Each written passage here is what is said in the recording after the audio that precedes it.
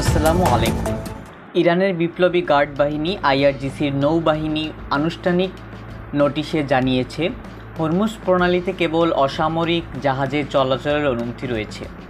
যে কোনো সামরিক জাহাজ প্রণালী অতিক্রমের চেষ্টা করলে কঠোর ও চূড়ান্ত জবাব দেওয়া হবে। ইসলামাবাদে ২১ ঘণ্টার আলোচনা শেষ হয়েছে কোনো অগ্রগতি ছাড়াই।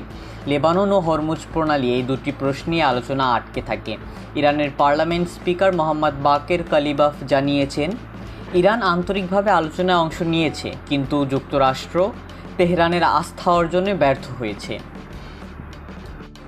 লেবাননের স্বাস্থ্য মন্ত্রণালয় জানিয়েছে, গত ২ মার্চ থেকে ইসরায়েলি হামলায় ২,০০০-এরও বেশি মানুষ নিহত হয়েছেন। গাজায় রাতের হামলায় ৭ জন নিহত হওয়ার পর পরিবারগুলো হাসপাতালের বাইরে স্বজনের মরদেহের পাশে জড়ো হয়েছেন।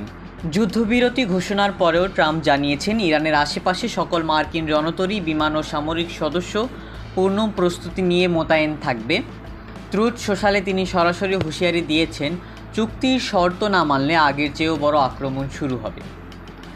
আন্তর্জাতিক জ্বালানি সংস্থা এই যুদ্ধকে তেল বাজারের ইতিহাসে সবচেয়ে বড় সরবরাহ সংকট হিসেবে চিহ্নিত করেছে।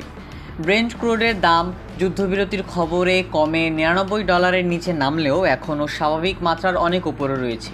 এয়ার ফ্রান্স সহ একাধিক ইউরোপীয় এয়ারলাইন মধ্যপ্রাচ্যে ফ্লাইট স্থগিত রেখেছে। মধ্যপ্রাচ্যের সর্বশেষ আপডেট জানতে আমাদের সঙ্গেই থাকুন।